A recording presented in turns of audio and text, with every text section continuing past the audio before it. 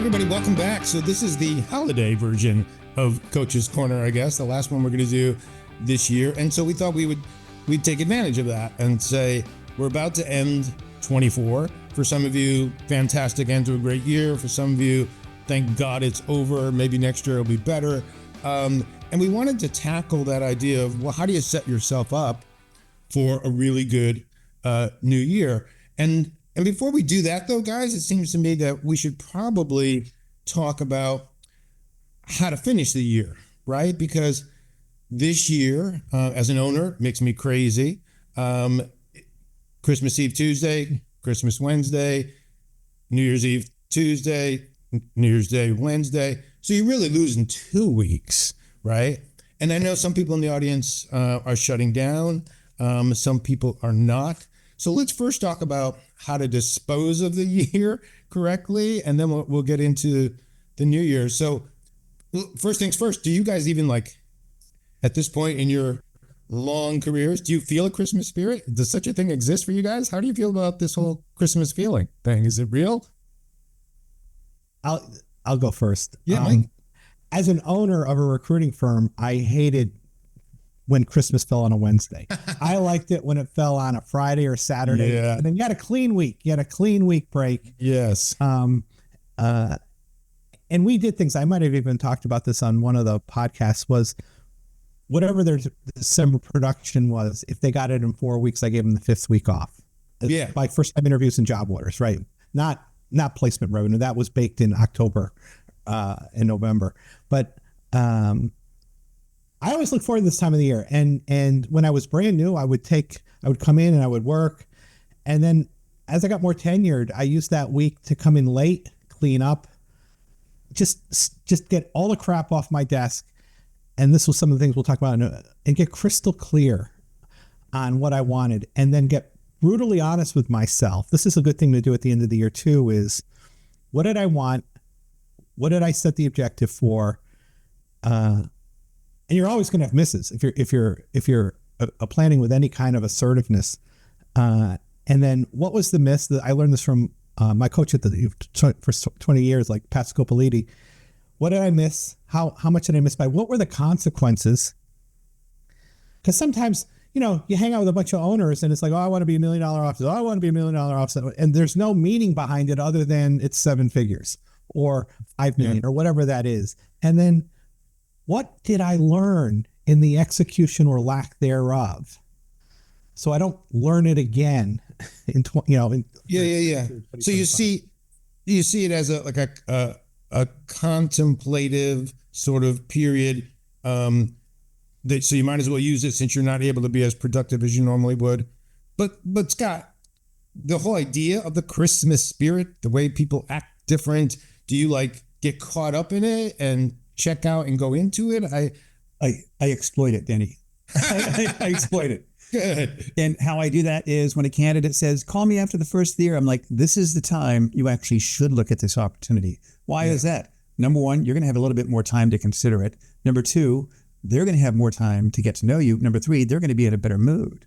Yeah. And you'll be able to really get to know them without them looking at their watch as much. Right. And I think, and I found, and I was talking with a client yesterday, that we had a 6-month contract. They decided to renew it for another 6 months. Hallelujah, right? And he was telling me, is it always this busy? And I'm like, I think economically it's good for a lot of people. But I found that when you push towards the end of the year, not people, but yourself, and you set a deadline, like I'm going to stop my activities by this date, and I'm going to go in 5th gear till the bitter end. And then you can reward yourself.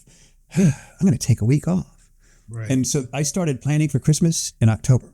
And I've got 3 full-time staff people, not recruiters, but 3 full-time staff people that support me because I'm high maintenance, right? No, because I've outsourced all the components of what my practice work. And we started talking about December and October.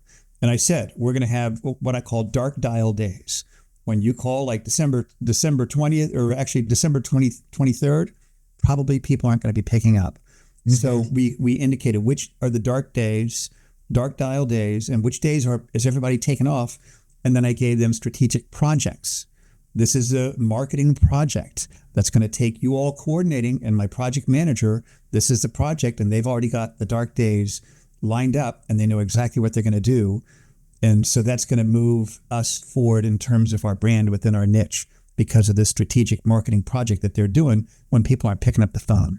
So I feel good about that because we know what days are taken off, but we're using those days when we know people are not going to be answering, and we're still using those. Then I also like, and Mike, I've been taking notes already. I've learned 3 things from you just in the last 7 minutes. Thank you. And I've learned that, okay, this is a good time to kind of think also about next year. And just this morning, I was working on my strategic plan for 2025 and my marketing plan, my business development plan. And 3 components I'll tell people: write down your objective and what's kind of the summary of how you're going to reach that. And then what is your strategy for doing that? And then what are the different avenues that you're going to reach that? And we can talk about that more later. But I think it's a good time to kind of think about, really, then here's one quick and easy idea: do a SWOT analysis of your search practice. Yeah. Right now, when you've got time to think about next year and really start digging into your practice and your goals and things like that. And for the audience who's not familiar, when he says a SWOT analysis, it's an acronym that stands for strengths, weaknesses, opportunities, and threats. Obviously, like Mike, I get frustrated when I see that we're going to be down for essentially 10 days.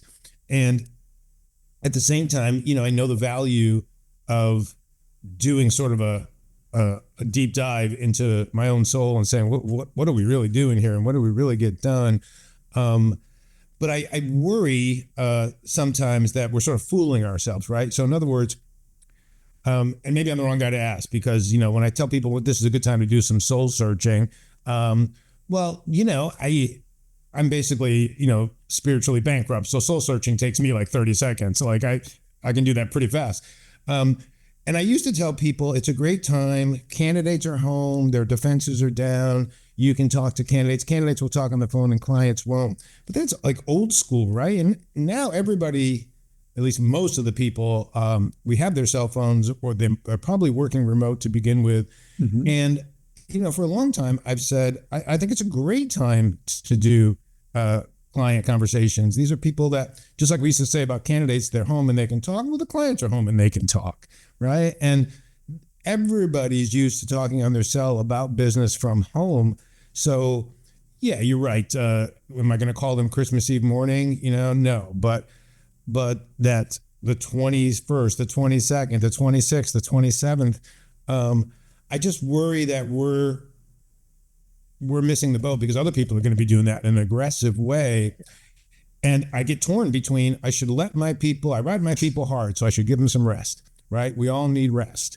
And at the same time, I just get nervous that we're missing the boat because not everybody's resting, and the people that aren't resting are going to have it get ahead of us when we open the doors again on January 2nd. And maybe they already have a plan in place, and maybe they've already talked to clients, or maybe even got a candidate in, and some candidates did a Zoom call on the morning of the 26th. And here I am sitting there contemplating my existence and falling behind.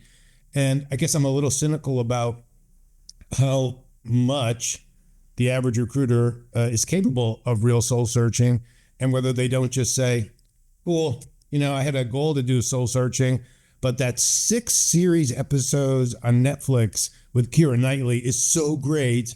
And all of a sudden you wake up and it's, New Year's morning, right? So is that too cynical, you think?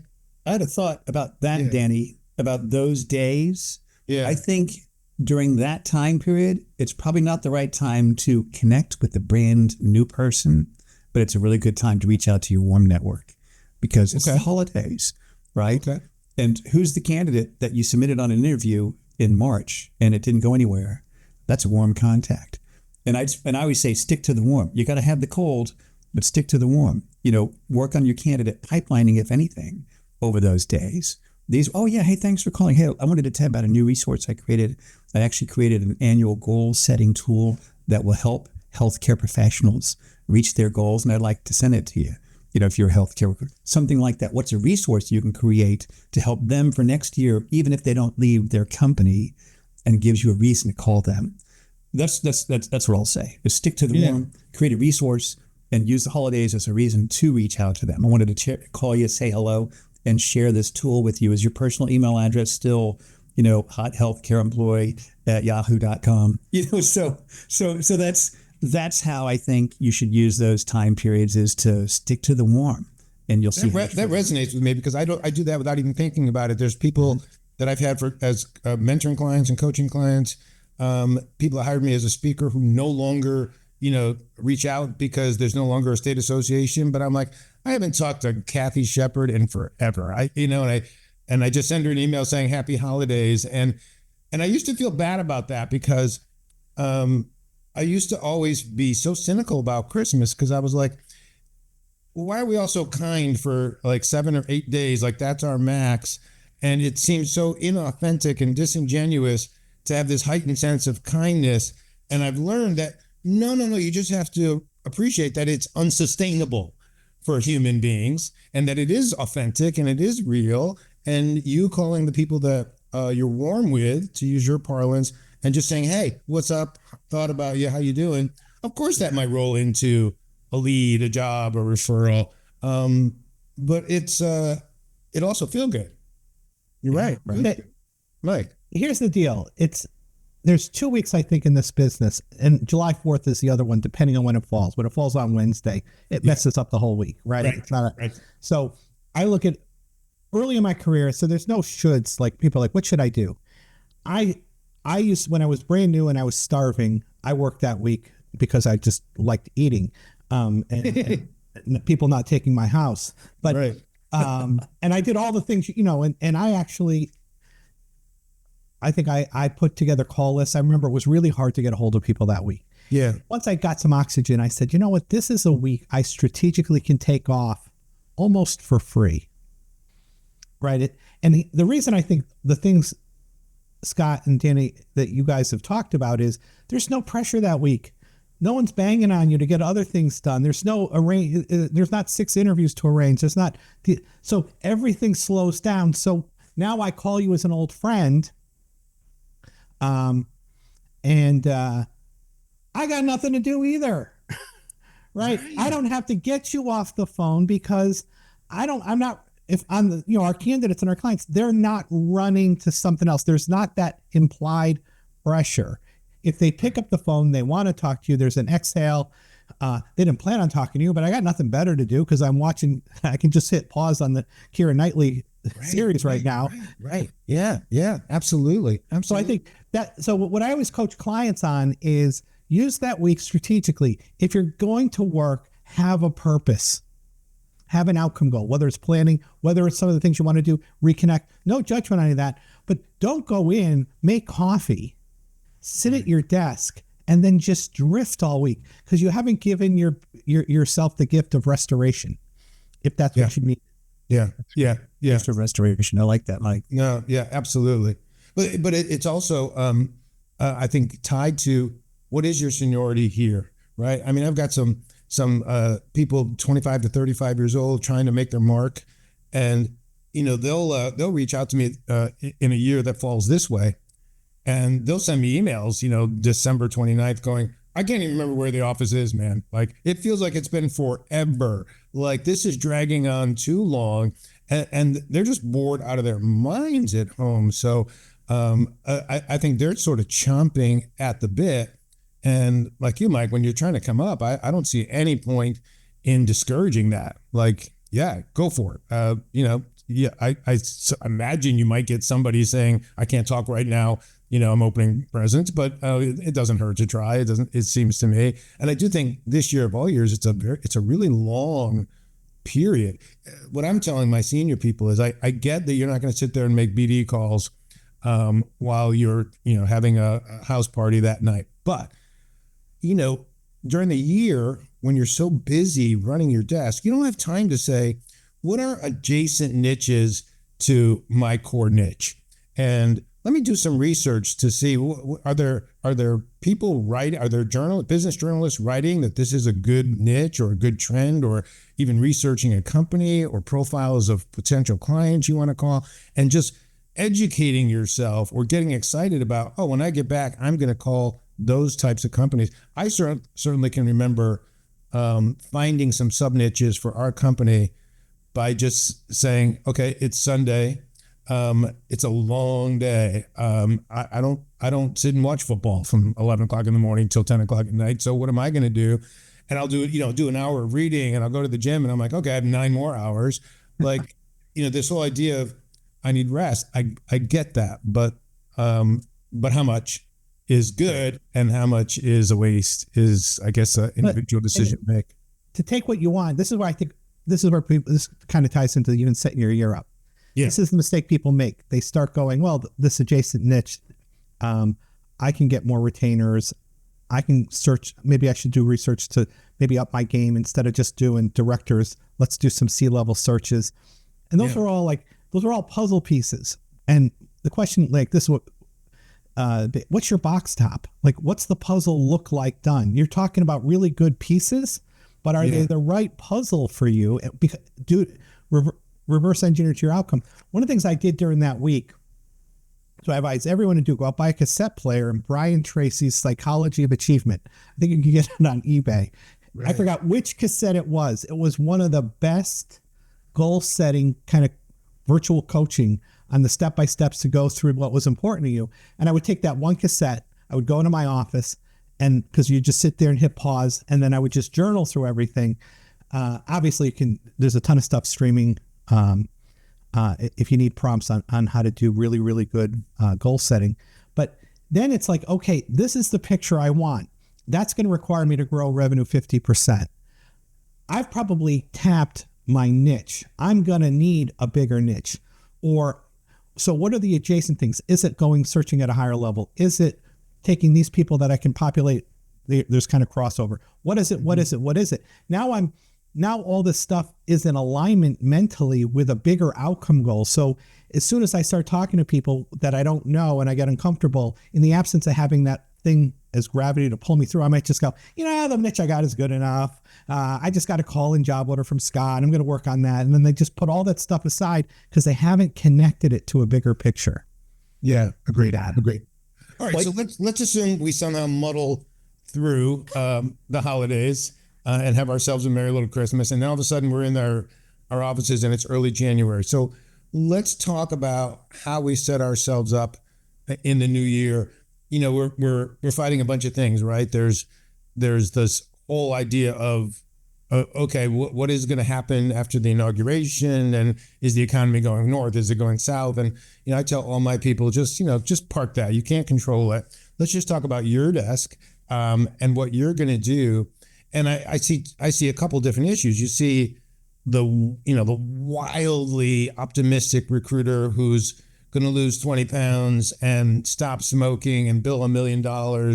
And, that sort of energy tends to last for about 5 days and then they're exhausted.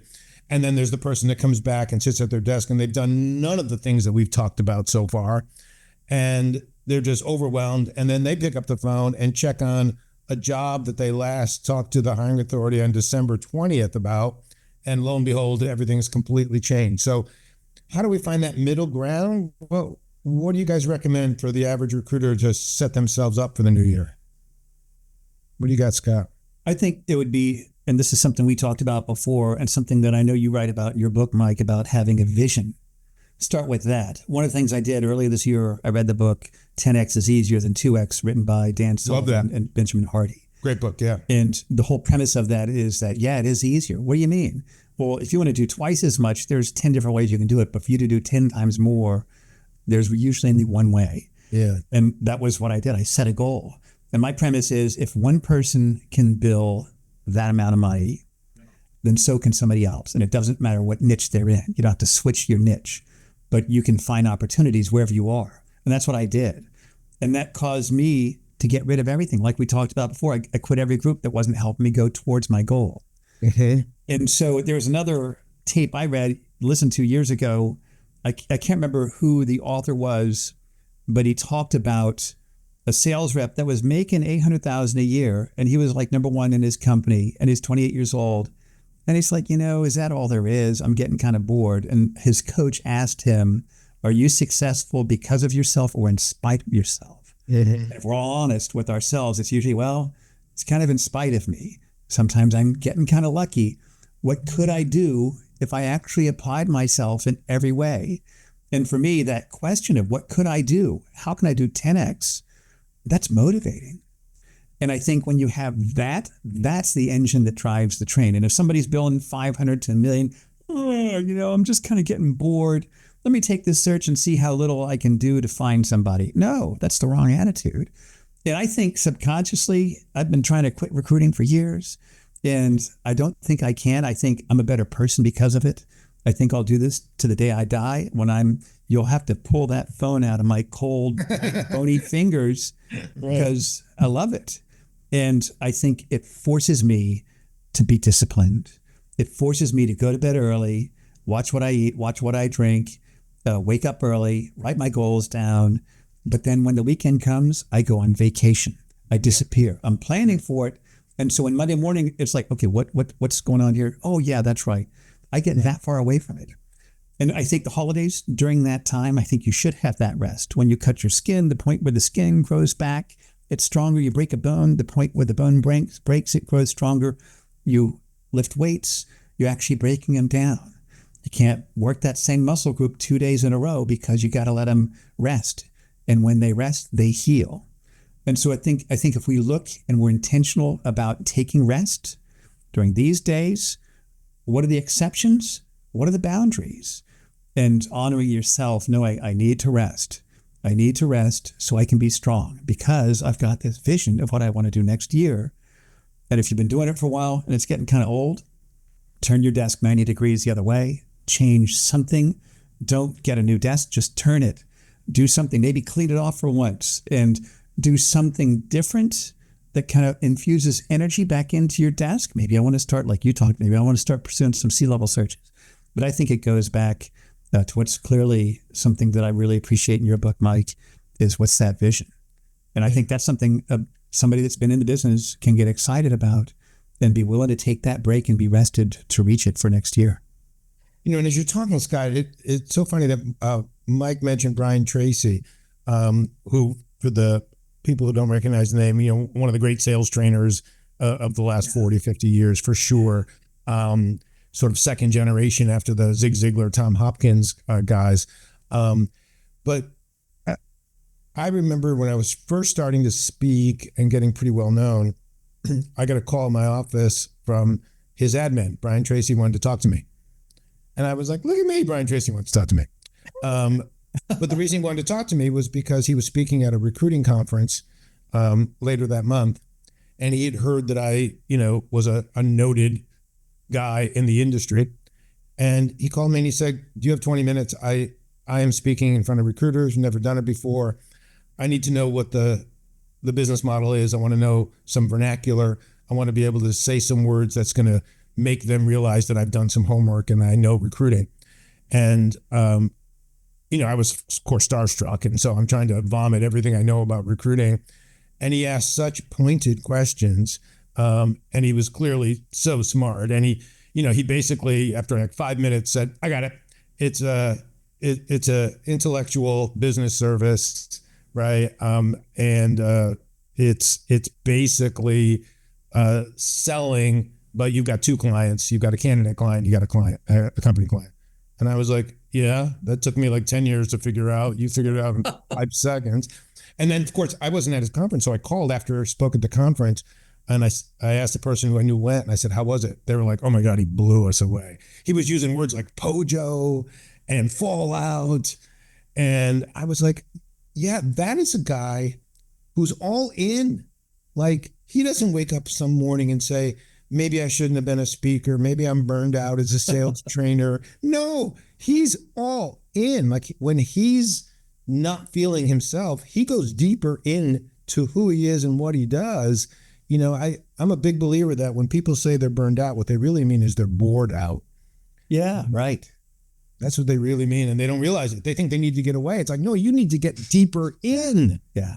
That's exactly it. Think about it. If you got hired by any corporation, any one of us or anybody listening, and you got hired in the year 2001, and you were doing the same job in 2024, yeah, nobody would stay at that company. You would have been recruited out.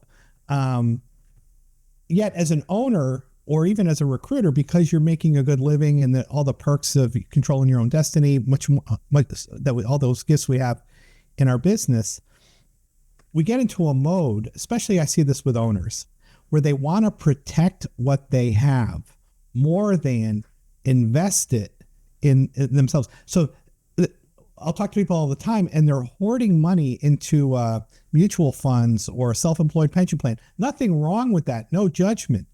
But I was just on a call with a group of ours yesterday with Jeff Kay, and I thought this was brilliant. He goes, you take a dollar, you put it into a mutual fund. He goes, that's an after-tax dollar. You take a dollar and you put it into your recruiting business, and it's 60 cents after taxes, right? So, and he goes, which one do you think you get a better return on, the one you control or the one you don't control, right? You know, if we do well over decades, we make 10% on that. We all know as owners, whether it's investing in people, systems, software, training, whatever, you're going to get a significant return on investment. But they're like, but what happens, to Scott's point, in that 10x is better than 2x, is they're out of their comfort zone. And now where they took risks to open, or a recruiter joined a company and they took a career risk to change everything they were going to do, they get to a point where they're comfortable. Comfortable is another word that means bored to me, Danny. Right. But it's good to be comfortable, and probably secure is a better word than comfortable. Comfortable is bored. Whenever I get comfortable, and a mentor taught me this, he goes, but you're bored out of your mind.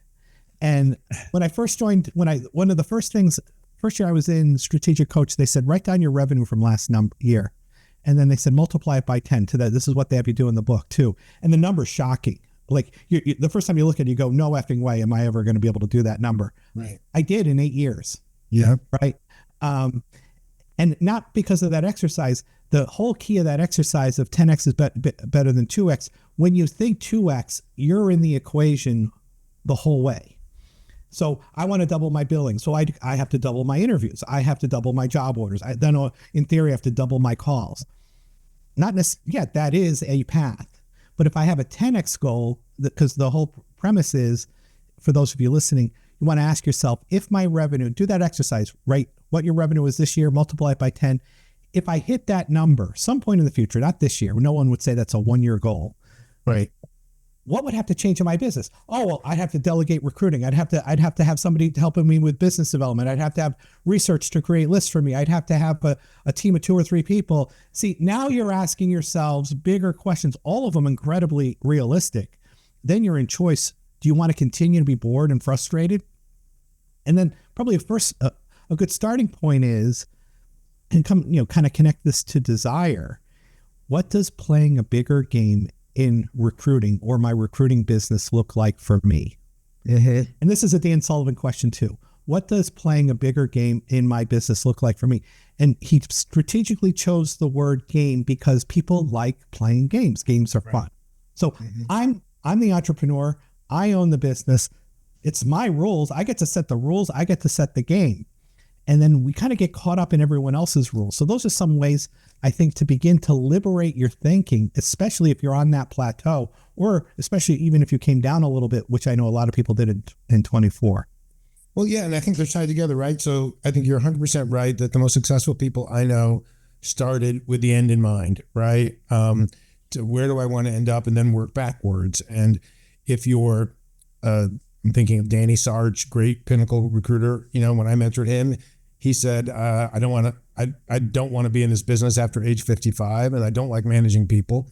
And I was like, okay, then I'm not going to show you how to build the recruiting firm I built. I'm going to show you how to keep your costs low, get your effectiveness ratios up so that you bill as much money as you can, pile it as high as you can, as fast as you can, and then close the doors, which he did. And now he's skiing full time, and has been for a couple of years.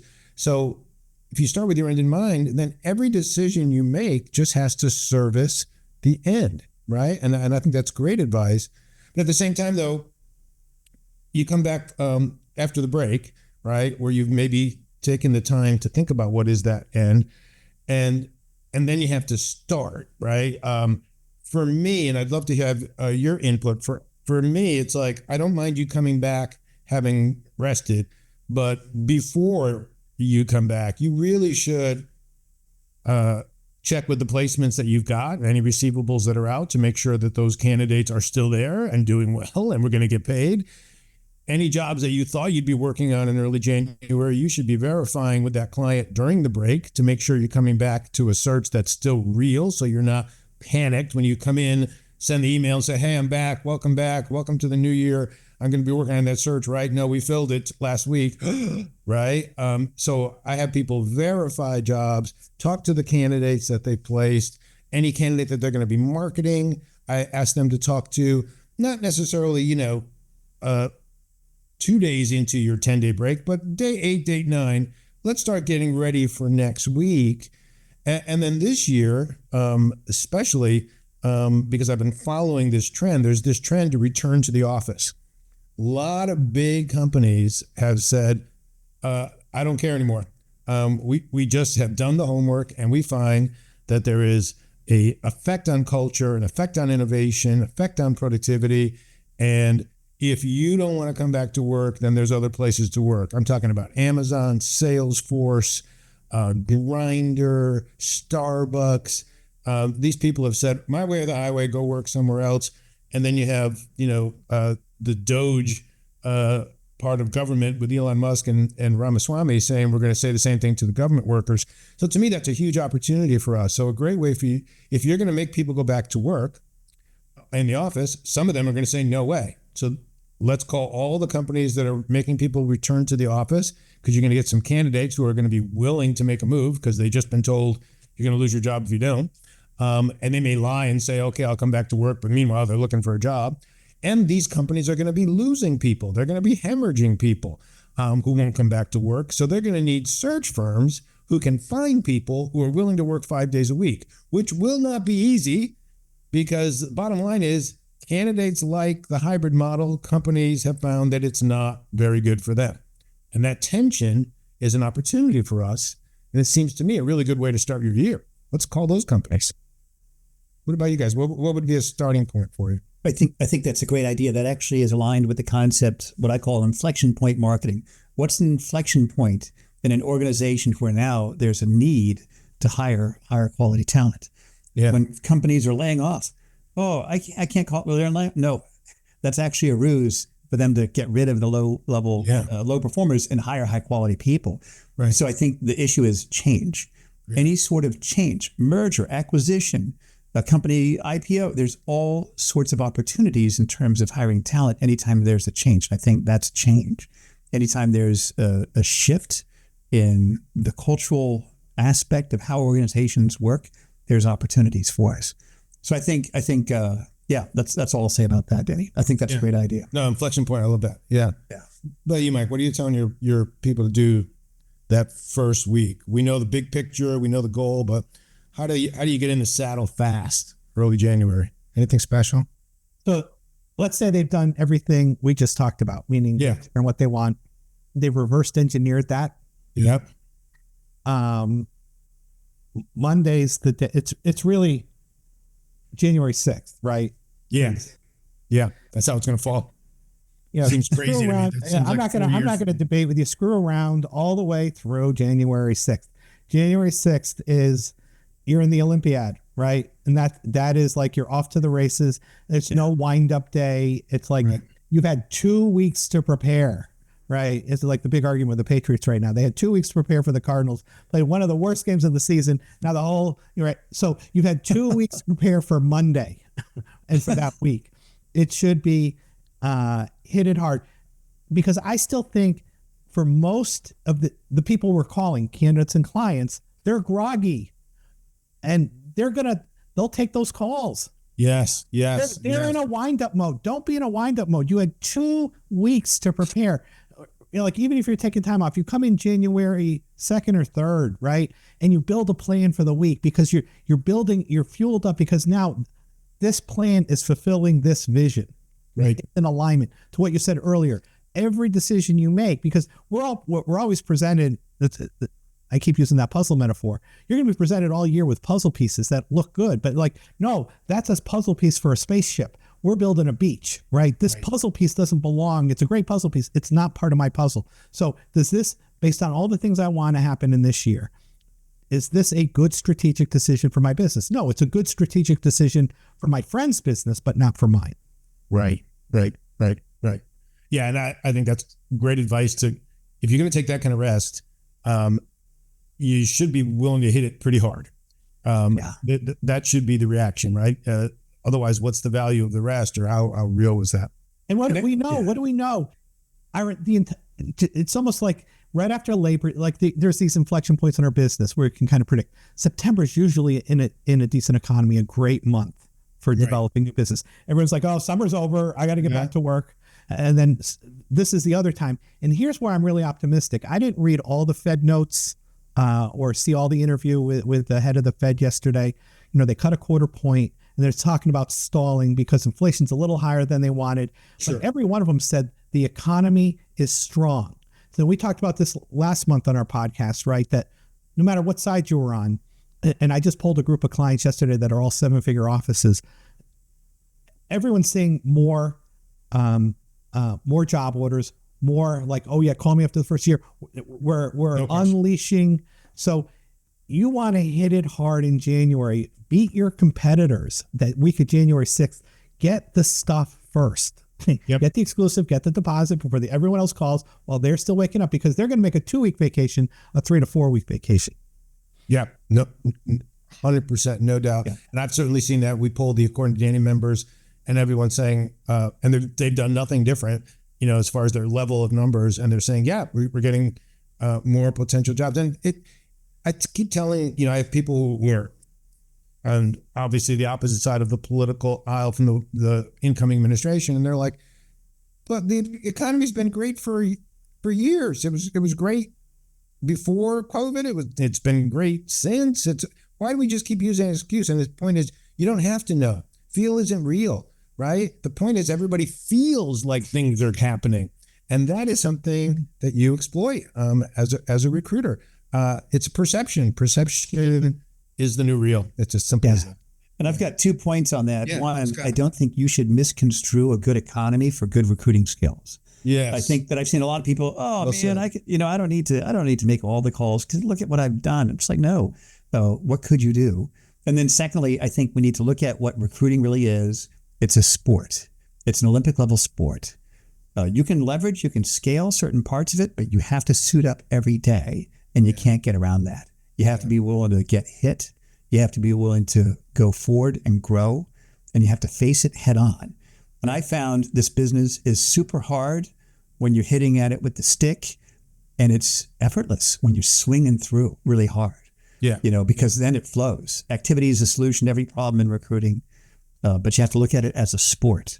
Then when you do that, it's, okay, I understand that. Well, you got to take the hit, but I've got some recruiters that have been in the concussion protocol for a very long time. So there's a limit to that too.